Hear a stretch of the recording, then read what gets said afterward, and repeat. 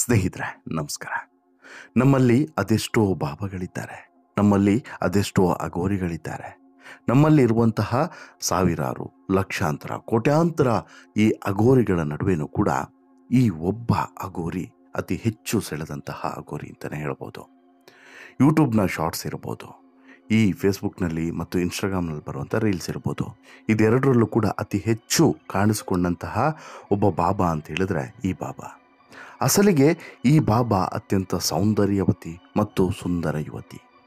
ಈಕೆ ಇಷ್ಟು ಸೌಂದರ್ಯವನ್ನು ಹೊಂದ್ಕೊಂಡಿದ್ದು ಈಕೆ ಸಿನಿಮಾ ಇಂಡಸ್ಟ್ರಿಗೆ ಹೋಗದೆ ಈ ಅಘೋರಿ ಎನ್ನುವಂತಹ ಕಠಿಣ ವ್ರತವನ್ನು ಮಾಡಿ ಬಾಬಾ ಆಗಿದ್ದು ಹೇಗೆ ಅನ್ನುವಂಥದ್ದು ಎಲ್ರಿಗೂ ಕೂಡ ಇರುವಂತಹ $1,000,000 ಪ್ರಶ್ನೆ. ಈ ಬಾರಿಯ ಮಹಾಕುಂಭ ಮೇಳದಲ್ಲಿ ಅತಿ ಹೆಚ್ಚು ಜನ ಗಮನ ಸೆಳೆದಂತಹ ಬಾಬಾ ಯಾರಾದರೂ ಇದ್ದರೆ ಅದು ಈ ಬಾಬಾ. ಈಕೆಯ ಹೆಸರು ಯೋಗಿ ಚಂಚಲನಾಥ ಬಾಬಾ. ಈಕೆ ಬಾಬಾ ಆಗಿದ್ದೇ ಒಂದು ವಿಚಿತ್ರ. ಈ ರೀತಿ ಅಘೋರಿ ಎನ್ನುವಂತಹ ಕಠಿಣ ವ್ರತವನ್ನು ಮಾಡಿ ಈ ಅಖಾಡದಲ್ಲಿ ಇದ್ದು, ಮಹಾಕುಂಭ ಮೇಳದ ಅಖಾಡದಲ್ಲಿದ್ದು, ಇವತ್ತಿಗೆ ಅಖಾಡದಿಂದ ಹೋಗಿದ್ರೂ ಕೂಡ ಈಕೆಯ ಒಂದೊಂದು ನಡೆ ನುಡಿ ಮತ್ತು ಈಕೆ ಹೋಗುವಂತಹ ರೀತಿ ನೀತಿ ಮತ್ತು ಈಕೆ ಮಾಡುವಂಥ ತಂತ್ರ ಮಂತ್ರ ಎಲ್ಲದರ ಬಗ್ಗೆನೂ ಕೂಡ ಕುತೂಹಲಗಳು ಇವತ್ತಿಗೂ ಕೂಡ ಇದ್ದಾವೆ. ಈ ಸುಂದರಿ ಬಾಬಾ ಯಾರು? ಈಕೆ ಮಾಡುವಂಥ ಪವಾಡಗಳೇನು? ಈಕೆಯ ಕೈಯಲ್ಲಿ ಈ ರೀತಿಯಾದಂಥ ಪವಾಡಗಳು ಆಗೋದು ನಿಜನಾ? ರಿವರ್ಸ್ ಮೋಡಲ್ಲಿ ಈಕೆಯ ವಿಡಿಯೋವನ್ನು ಓಡಿಸೋದ್ಯಾಕೆ? ಈಕೆ ನಡ್ಕೊಂಬರ್ತಾ ಇದ್ದರೆ ಅದಕ್ಕೊಂದು ಹಾಡನ್ನು ಹಾಕಿ ಆ ಹಾಡನ್ನು ವೈರಲ್ ಮಾಡುವಂತಹ ಇದರ ಉದ್ದೇಶ ಏನು? ಬೇರೆ ಬಾಬಾಗಳ ರೀತಿ ಸರ್ವಸಂಗ ಪರಿತ್ಯಾಗಿ ಆಗಿರದಂತಹ ಈ ಬಾಬಾ ಐಷಾರಾಮಿ ಜೀವನದ ಮೊರೆ ಹೋಗಿರೋದು ಯಾಕೆ? ಅಸಲಿಗೆ ಈಕೆಯ ಮೂಲ ಎಲ್ಲಿ? ಈಕೆಯ ಆಶ್ರಮ ಇರೋದೆಲ್ಲಿ? ಈಕೆ ಯಾವ ರೀತಿ ಬದುಕ್ತಾರೆ? ಈಕೆ ತಂತ್ರ ಮಂತ್ರ ಯಾವ ವಿದ್ಯೆಯನ್ನು ಕಲಿತಾಕೆ? ಎಲ್ಲವನ್ನು ಕೂಡ ನಿಮ್ಮ ಮುಂದೆ ಇಡ್ತಾ ಹೋಗ್ತೀನಿ. ಈ ಯೋಗಿ ಚಂಚಲನಾಥ ಬಾಬಾ ಕುರಿತಾದಂತಹ ಸಂಪೂರ್ಣ ವಿಡಿಯೋವನ್ನು ಕೊನೆಯವರೆಗೆ ನೋಡಿ, ನಂತರ ನಿಮ್ಮ ಅಭಿಪ್ರಾಯವನ್ನು ಕಮೆಂಟ್ ಮಾಡಿ ತಿಳಿಸಿ. ಜೊತೆಗೆ ಚಾನಲ್ಗೆ ಸಬ್ಸ್ಕ್ರೈಬ್ ಆಗೋದನ್ನು ಮರಿಬೇಡಿ. ಬಹುಶಃ ಈಕೆಯ ಸೌಂದರ್ಯ ಮುಂಚೆನೇ ಏನಾದರೂ ವೈರಲ್ ಆಗಿದ್ದರೆ ಬಾಲಿವುಡ್ನ ಮಂದಿ ಈಕೆಯನ್ನು ಕರೆದು ಕೂಡ ಒಂದು ಸಿನಿಮಾವನ್ನು ಮಾಡಿಸ್ಬಿಡ್ತಿದ್ರೇನೋ ಗೊತ್ತಿಲ್ಲ. ಅಂತಹ ಸೌಂದರ್ಯವತಿ ಈಕೆ. 12 ಅಡಿ ಉದ್ದವಾದಂಥ ನೀಳವ ಕೇಶವನ್ನು ಬಿಟ್ಕೊಂಡು ಅದನ್ನು ತಲೆಯ ಮೇಲೆ ಸುತ್ತಕೊಂಡು, ಜೊತೆಗೆ ಕಾವಿ ಬಟ್ಟೆಯನ್ನು ಧರಿಸ್ಕೊಂಡು, ಕಾಲಿಗೆ ಮರದ ಚಪ್ಪಲಿಯನ್ನು ಧರಿಸ್ಕೊಂಡು ಐಷಾರಾಮಿ ಕಾರ್ನಲ್ಲಿ ಇಳಿತಾ ಇದ್ದರೆ ಎಂಥವ್ರಿಗಾದರೂ ಕೂಡ ಶಾಕ್ ಆಗುತ್ತೆ. ಇಳಿಯುವಂಥ ಸಂದರ್ಭದಲ್ಲೂ ಕೂಡ ವಿಡಿಯೋ, ಇಳಿಯುವಂಥ ಸಂದರ್ಭದಲ್ಲೂ ಕೂಡ, ನಡೆಯುವಂಥ ಸಂದರ್ಭದಲ್ಲೂ ಕೂಡ, ಕೂರುವಂಥ ಸಂದರ್ಭದಲ್ಲೂ ಕೂಡ, ಪ್ರತಿಯೊಂದು ಸಂದರ್ಭದಲ್ಲೂ ಕೂಡ ವಿಡಿಯೋ. ಈ ವಿಡಿಯೋನ ಎಡಿಟ್ ಮಾಡಿ ಹಾಕೋದಕ್ಕೆ ಒಂದು ಟೀಮ್. ಈಕೆ ಬಳಸುವಂಥದ್ದು ಐಫೋನು, ಓಡಾಡುವಂಥದ್ದು ಕೋಟಿಗಟ್ಟಲೆ ಬೆಲೆ ಬಾಳುವಂಥ ಕಾರುಗಳಲ್ಲಿ. ಇಂತಹ ಐಷಾರಾಮಿ ಬಾಬಾ ನಮ್ಮ ನಡುವೆ ಇದ್ದರೂ ಕೂಡ ನಮಗೆ ಈಕೆಯ ಪರಿಚಯ ಆಗಿದ್ದು ಇತ್ತೀಚೆಗಷ್ಟೇ ಈಕೆಯ ಪರಿಚಯ ಆದರೂ ಕೂಡ ಸೋಷಿಯಲ್ ಮೀಡಿಯಾದಲ್ಲಿ ಅತಿ ಹೆಚ್ಚು ಹಲ್ಚಲನ್ನು ಎಬ್ಬಿಸಿದಂತಹ ಬಾಬಾ ಈಕೆ ಮಹಿಳಾ ಬಾಬಾ ಆಗಿದ್ದೇ ಒಂದು ವಿಶೇಷ. ಈಕೆ ತೃತೀಯ ಲಿಂಗಿ ಎನ್ನುವಂತಹ ಅನುಮಾನವೂ ಕೂಡ ಸಾಕಷ್ಟು ಜನರಿಗಿದೆ. ಆದರೆ ಅಲ್ಲ, ಈಕೆ ನಿಜವಾಗ್ಲೂ ಕೂಡ ಹೆಣ್ಣೆ.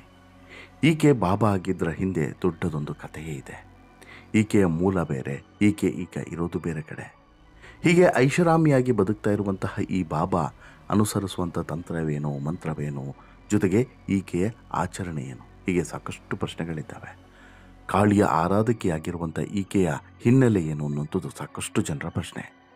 ಅಸಲಿಗೆ ಈಕೆ ಪಾಪ್ಯುಲರ್ ಆಗಿದ್ದು ಯಾವಾಗ ಅಂತ ಹೇಳಿದ್ರೆ ಇತ್ತೀಚೆಗೆ ಒಂದು ನಿಂಬುವಲ್ಲಿ ನಡೆದಂತಹ ಜಾದುವಿನಿಂದ. ನಿಂಬು ಇದ್ದಕ್ಕಿದ್ದಂತೆ ಮೇಲೆ ಹೋಗೋದು, ಮನುಷ್ಯನ ಮೂಳೆಯ ಮೂಲಕ ಈಕೆ ಆ ನಿಂಬುವನ್ನು ಮೇಲೆತ್ತುವಂಥದ್ದು, ಈ ದೃಶ್ಯವನ್ನು ನೋಡಿ ಎಲ್ಲರೂ ಕೂಡ ಆಶ್ಚರ್ಯಪಟ್ಟಿದ್ರು. ಇದರ ಜೊತೆಗೆ ಈಕೆಯ ಕೆಲವೊಂದಷ್ಟು ವಿಡಿಯೋಗಳಲ್ಲಿ, ರೀಲ್ಸ್ಗಳಲ್ಲಿ ರಿವರ್ಸ್ ಮೋಡಲ್ಲಿ ಹೋಗುವಂಥದ್ದನ್ನು ನೋಡಿ ಕೆಲವರು ಆಶ್ಚರ್ಯಪಟ್ಟಿದ್ರು. ಆದರೆ ಇದು ಎಡಿಟೆಡ್ ವರ್ಷನ್ ಅಂತೇಳಿ ನಂತರ ಗೊತ್ತಾಯಿತು. ಎಲ್ಲೇ ಬಂದರೂ ಕೂಡ ಈಕೆಗೆ ಒಂದು ಅಲಕ್ ನಿರಂಜನ್ ಅನ್ನುವಂಥ ಹಾಡನ್ನು ಬ್ಯಾಕ್ಗ್ರೌಂಡ್ನಲ್ಲಿ ಹಾಕಿ ಈಕೆಯನ್ನು ಸಂತೋಷಪಡಿಸುವಂಥದ್ದು, ಜೊತೆಗೆ ಈಕೆಯನ್ನು ವೈರಲ್ ಮಾಡುವಂಥದ್ದು, ಇದೆಲ್ಲದೂ ಕೂಡ ಒಂದು ಟೀಮ್ನ ಕೆಲಸ ಅನ್ನೋದರಲ್ಲಿ ಡೌಟ್ ಇಲ್ಲ. ತಾಂತ್ರಿಕವಾಗಿ ವಿಶೇಷವಾದಂಥ ಶಕ್ತಿಯನ್ನು ಹೊಂದಿರುವಂಥ ಈಕೆ ಈಗ ಭಾರತದಲ್ಲಿ ಅತ್ಯಂತ ಪಾಪ್ಯುಲರ್ ಬಾಬಾಗಳಲ್ಲಿ ಒಬ್ಬರು. ಈಕೆ ಸನ್ಯಾಸಿಯೋ ಅಥವಾ ಅಲ್ವೋ ಅನ್ನುವಂಥದ್ದು ಮೊದಲ ಪ್ರಶ್ನೆ. ಎರಡನೇದು, ಈಕೆ ಅಘೋರಿಯೋ, ತಂತ್ರನೋ ಮಂತ್ರನೋ ಈಕೆಯ ವಿದ್ಯೆಯ? ಇನ್ನು ತೃತೀಯ ಲಿಂಗಿಯ ಅನ್ನುವಂಥದ್ದು ಕೂಡ ಈಕೆಯ ಮೇಲಿದ್ದಂತಹ ಅನುಮಾನ. ಈಕೆ ಈಗ ಇರುವಂಥದ್ದು ಹರಿಯಾಣದ ಕರ್ನಾಲ್ ಅನ್ನುವಂತಹ ಪ್ರದೇಶದ ರಾಯ್ಪುರದಲ್ಲಿ. ಅಲ್ಲಿ ಕಾಳಿ ಮಾತೆಯ ಆರಾಧಕಿಯಾಗಿ ಅಲ್ಲೇ ತನ್ನ ಆಶ್ರಮವನ್ನು ನಡೆಸ್ಕೊಂಡು ಹೋಗ್ತಿರುವಂಥ ಈಕೆ ಮೂಲತಃ ಇಲ್ಲಿಯವಳಲ್ವೇ ಅಲ್ಲ. ಸಂಕಷ್ಟದಿಂದ ಮಠವನ್ನು ಕಟ್ಟಿ ಭಾರೀ ಸವಾಲುಗಳನ್ನು ಎದುರಿಸಿ ಒಂದೊಂದು ಚಾಲೆಂಜಸ್ಗಳನ್ನು ಕೂಡ ಎದುರಿಸಿಕೊಂಡು ಇಲ್ಲಿಗೆ ಬಂದಂಥ ಈಕೆ ಹುಟ್ಟಿದ್ದು ಪಶ್ಚಿಮ ಬಂಗಾಳದಲ್ಲಿ. ಹೆಣ್ಣು ಮಗಳಾಗಿ ಹುಟ್ಟಿದಂಥ ಈಕೆ ಹುಟ್ಟಿದ್ದು ಒಂದು ಆಧ್ಯಾತ್ಮಿಕ ಕುಟುಂಬದಲ್ಲಿ. ಹೌದು, ಸುಮಾರು ಒಂದು 6-7 ವರ್ಷಗಳ ಕಾಲ ಅಲ್ಲೇ ಇರ್ತಾಳೆ. ಇನ್ನು ಆ ಕಾಲದಲ್ಲಿ ಮತ್ತು ಆ ಭಾಗದಲ್ಲಿ, ಪಶ್ಚಿಮ ಬಂಗಾಳ ಭಾಗದಲ್ಲಿ ಕುಲಗುರುಗಳು ಅನ್ನುವಂಥ ಒಂದು ಸಂಪ್ರದಾಯ ಇರ್ತದೆ. ಕುಲಗುರುಗಳು ಬಂದಾಗ ಅವರಿಗೆ ವಿಶೇಷವಾದಂಥ ಗೌರವವನ್ನು ಕೊಡೋದು ಮಾತ್ರವಲ್ಲದೆ ಅವರು ಕೇಳಿದ್ದನ್ನು ಕೊಡಬೇಕು ಅನ್ನುವಂಥ ನಂಬಿಕೆ ಈ ಭಾಗದಲ್ಲಿ ಇರ್ತದೆ ಕುಲಗುರುಗಳಿಗೆ. ಇದೇ ರೀತಿ ಈ ಬಾಬಾ ಮನೆಯಲ್ಲೂ ಕೂಡ ಕುಲಗುರುಗಳು ಬರ್ತಾರೆ. ಬಂದಂಥ ಸಂದರ್ಭದಲ್ಲಿ ಇವರ ಆಧ್ಯಾತ್ಮಿಕ ಶಕ್ತಿಗೆ ಮತ್ತು ನಂಬಿಕೆಗೆ ಮಾರು ಹೋದಂಥ ಗುರುಗಳು ದಾನವನ್ನು ಕೇಳ್ತಾರೆ. ಆ ದಾನವನ್ನು ಕೇಳುವಂಥದ್ದು ಏನು? 6-7 ವರ್ಷದ ನಿಮ್ಮ ಮಗಳನ್ನು ನನ್ನ ಜೊತೆಗೆ ಕಳಿಸಿಕೊಡಿ ಅಂತ ಹೇಳ್ಬಿಟ್ಟು. ಮಗಳನ್ನು ಹಿಂದೆ ಮುಂದೆ ಯೋಚನೆ ಮಾಡದೆ ಆಧ್ಯಾತ್ಮಿಕವಾಗಿ ತುಂಬ ನಂಬಿಕೆಯನ್ನು ಇಟ್ಟಿದ್ದಂಥ ಅಪ್ಪ ಅಮ್ಮ ಈಕೆಯನ್ನು ಕಳಿಸಿಕೊಡ್ತಾರೆ. ಆ ಕುಲಗುರುಗಳು ಈಕೆಯನ್ನು ಕರ್ಕೊಂಡು ಹೋಗ್ತಾರೆ. ನಂತರ ಆಧ್ಯಾತ್ಮಿಕವಾಗಿ ತುಂಬ ಆಸಕ್ತಿಯನ್ನು ಈಕೆ ಬೆಳೆಸಿಕೊಳ್ತಾಳೆ. ಹಂತವಾಗಿ ಪ್ರತಿಯೊಂದು ವಿದ್ಯೆಯನ್ನು ಕೂಡ ಕಲಿತಾ ಹೋಗ್ತಾರೆ. ಆಧ್ಯಾತ್ಮಿಕವಾಗಿ ಎಲ್ಲ ರೀತಿಯಾದಂಥ ಸಾಧನೆಗಳನ್ನು ಕೂಡ, ಸವಾಲುಗಳ ಮೆಟ್ಟಿಲನ್ನು ಹತ್ತಿ ಸಾಧನೆಗಳನ್ನು ಮಾಡ್ತಾ ಹೋಗ್ತಾರೆ. ಹೀಗೆ ಹೋಗ್ತಿರುವಂಥ ಸಂದರ್ಭದಲ್ಲಿ ಪರ್ಯಟನೆಗೆ ತೆರಳಿ ಅಲ್ಲಿ ಭಿಕ್ಷೆಯನ್ನು ಸಂಗ್ರಹಿಸಿ ನಂತರ ಜೀವನವನ್ನು ಸಾಗಿಸೋದು ಇವರ ಪದ್ಧತಿ. ಅದೇ ರೀತಿ ಹಿಮಾಲಯಕ್ಕೆ ಹೋದಾಗ ಅಲ್ಲಿ ಅಘೋರಿಗಳ ಸಂಪರ್ಕ ಆಗ್ತದೆ. ಅಲ್ಲಿ ಅಘೋರಿಗಳ ಈ ಸಾಧನೆ ಹೇಗೆ ನಡೆಯುತ್ತೆ, ಆ ಅಖಾಡದ ಪ್ರವೇಶ ಹೇಗೆ, ಎಲ್ಲವನ್ನು ಕೂಡ ತಿಳ್ಕೊಂಡು ಅಲ್ಲಿ ಆ ವಿದ್ಯೆಯನ್ನು ಕಲಿತು ಆ ಸಾಧನೆಯನ್ನು ಈ ಬಾಬಾ ಮಾಡ್ತಾರೆ. ಅದಾದ ಬಳಿಕ ವಾಪಸ್ ಈಕೆ ಪರ್ಯಟನೆಯನ್ನು ಶುರು ಮಾಡ್ತಾಳೆ. ಪರ್ಯಟನೆಯನ್ನು ಶುರು ಮಾಡಿ ಈ ಹರಿಯಾಣದ ಕರ್ನಾಳಿಗೆ ಬರುವಂಥದ್ದು. ಅಲ್ಲಿಯೇ ಈಕೆ ನೆಲೆ ನಿಂತು ಬಿಡ್ತಾಳೆ. ದೇವಿಯ ಇಚ್ಛೆಯಿಂದ ನಾನು ಇಲ್ಲಿ ನೆಲೆ ನಿಂತೆ ಅಂತ ಹೇಳ್ಬಿಟ್ಟು ಆಕೆ ಹೇಳ್ತಾಳೆ. ಇಲ್ಲೇ ಕಾಳಿಕಾ ಮಾತೆಯ ಒಂದು ದೇವಾಲಯವನ್ನು ಕೂಡ ನಿರ್ಮಾಣ ಮಾಡ್ತಾಳೆ. ಇಲ್ಲಿ ಕಾಳಿಕಾ ಮಾತೆಯನ್ನು ನಿರ್ಮಾಣ ಮಾಡೋದು ಮಾತ್ರವಲ್ಲದೆ ಅದೊಂದು ದೊಡ್ಡ ಸವಾಲಿನ ಕೆಲಸ ಆಗಿತ್ತು. ಅದು ಅಷ್ಟು ಈಸಿಯಾಗಿರಲಿಲ್ಲ. ಹಂತವಾಗಿ ಎದುರಾದಂಥ ಎಲ್ಲ ಚಾಲೆಂಜಸ್ಗಳನ್ನು ಎದುರಿಸಿ ನಂತರ ಕಾಳಿಕಾ ಮೂರ್ತಿಯನ್ನು ಕೂಡ ಇಲ್ಲಿಗೆ ತಂದು ಪ್ರತಿಷ್ಠಾಪನೆ ಮಾಡೋದಕ್ಕೆ ತೀರ್ಮಾನಿಸ್ತಾರೆ. ಈ ಕಾಳಿಕಾ ಮೂರ್ತಿಗೆ ಪ್ರಾಣ ಪ್ರತಿಷ್ಠೆ ಮಾಡುವಂಥದ್ದು ಮತ್ತು ಈ ಕಾಳಿಕಾ ಮೂರ್ತಿಯನ್ನು ತಂದು ನಿಲ್ಲಿಸುವಂಥದ್ದು ಇವೆಲ್ಲದೂ ಕೂಡ ಒಂದು ಪವಾಡದ ರೀತಿಯಲ್ಲಿ ಇಲ್ಲಿ ನಡೆದು ಬಿಡುತ್ತೆ. ಕಾಳಿಕಾ ಮೂರ್ತಿಯನ್ನು ಅಲ್ಲಿರುವಂತಹ ಅಷ್ಟು ಜನ ಭಕ್ತರು ಈ ಚಪ್ಪಲಿಯನ್ನು ಹಾಕಿ ಎತ್ತೋದಕ್ಕೆ ಪ್ರಯತ್ನವನ್ನು ಪಡ್ತಾರೆ. ಆಗ ಅದು ಎಷ್ಟೇ ಎತ್ತಿದ್ರೂ ಕೂಡ ಮೇಲೆ ಹೋಗೋದಿಲ್ಲ. ನಂತರ ಈಕೆ ಹೇಳ್ತಾರೆ ಚಪ್ಪಲಿಯನ್ನು ಬಿಚ್ಚಿ ಎತ್ತಿ ಅಂತೇಳಿ. ಆಗ ಹೂವಿನ ರೀತಿಯಲ್ಲಿ ಮೂರ್ತಿ ಮೇಲೆ ಹೋಗುತ್ತೆ. ಆವತ್ತೇ ಎಲ್ಲರೂ ಕೂಡ ಒಂದು ಕ್ಷಣ ದಿಗಿಲು ಹೊಡೆದವರಂತೆ ನೋಡಿರ್ತಾರೆ. ಏನಪ್ಪ ಇದು ಪವಾಡ ಅಂತೇಳಿ. ಇದಾದ ಬಳಿಕ ಪ್ರಾಣ ಪ್ರತಿಷ್ಠೆ ಆಗೋದಕ್ಕಿಂತ ಮುಂಚೆ ಪ್ರತಿಯೊಂದು ಹೋಮ ಹವನ ಎಲ್ಲವನ್ನು ಕೂಡ ನಡೆಸ್ತಾರೆ. ಅಖಂಡ ಹೋಮವನ್ನು ನಡೆಸ್ತಾರೆ. 7 ದಿನಗಳ ಕಾಲ ಅಖಂಡ ಹೋಮವನ್ನು ನಡೆಸ್ತಾರೆ. ಇನ್ನು ಈ ಸಂದರ್ಭದಲ್ಲಿ ಕಣ್ಣಿಗೆ ಪಟ್ಟಿಯನ್ನು ಕಟ್ಟಿರ್ತಾರೆ. ಆ ಪಟ್ಟಿಯನ್ನು ಬಿಚ್ಚುವಂಥ ಸಂದರ್ಭದಲ್ಲಿ ಒಂದು ವಿಶೇಷವಾದಂಥ ಪೂಜೆ ಪುನಸ್ಕಾರಗಳು ನಡೀತದೆ. ಅದೇ ಸಂದರ್ಭದಲ್ಲಿ ಅಲ್ಲಿಗೆ ಕಣ್ಣಿರದಂತಹ ಒಬ್ಬಳು ಯುವತಿಯು ಕೂಡ ಬಂದಿರ್ತಾಳೆ. ಯಾವಾಗ ಪಟ್ಟಿಯನ್ನು ಬಿಚ್ತಾರೋ ಆ ಪಟ್ಟಿ ಬಿಚ್ಚಿದ ನಂತರ ಆ ಪಟ್ಟಿಯನ್ನು ತೆಗೆದುಕೊಂಡು ಹೋಗಿ ಆ ಕಣ್ಣಿಲ್ಲದಂಥ ಯುವತಿಯ ಕಣ್ಣಿಗೆ ಕಟ್ತಾರೆ. ಅಚ್ಚರಿ ಮತ್ತು ಪವಾಡ ಅನ್ನೋ ರೀತಿಯಲ್ಲಿ ಆ ಯುವತಿಗೆ ಅವತ್ತಿನಿಂದ ಕಣ್ಣು ಕಾಣಿಸೋದಕ್ಕೆ ಶುರುವಾಗುತ್ತೆ.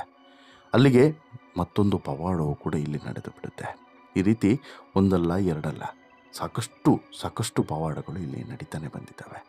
ಇವತ್ತಿಗೂ ಕೂಡ ಕಾಳಿಕಾ ದೇವಿಯ ಆರಾಧಕೆ ಆಗಿರುವಂಥ ಈಕೆ ಪೂಜೆ ಪುನಸ್ಕಾರ ಮತ್ತೊಂದು ಇನ್ನೊಂದು ಎಲ್ಲವೂ ಕೂಡ ವಿಭಿನ್ನ. ಅದನ್ನು ನೋಡಿದರೆ ನಿಮಗೂ ಕೂಡ ಅಚ್ಚರಿ ಆಗ್ತದೆ. ಇನ್ನು ಈಕೆ ತುಂಬ ಆಗಿ ಬದುಕ್ತಾ ಇರುವಂತಹ ಬಾಬಾ, ಬೇರೆಯವರ ರೀತಿ ಇರುವಂಥ ಬಾಬಾ ಅಲ್ಲ. ಮೈ ತುಂಬ ಕಾವಿ ಬಟ್ಟೆಯನ್ನು ಧರಿಸ್ಕೊಂಡೆ, ಇನ್ನು ತನ್ನ 12 ಅಡಿ ಉದ್ದದ ಜಡೆಯನ್ನು ತಲೆಯ ಮೇಲೆ ಸುತ್ತಕೊಂಡು ಭಿಕ್ಷಾ ಪಾತ್ರೆಯ ಮೂಲಕ ಊರೂರು ಸುತ್ತುವಂಥ ಈಕೆ ಅದೇ ಪಾತ್ರೆಯಲ್ಲಿ ಊಟ ಮಾಡೋದು, ತಿಂಡಿ ತಿನ್ನೋದು ಮತ್ತು ನೀರನ್ನು ಕೂಡ ಕುಡಿಯೋದು.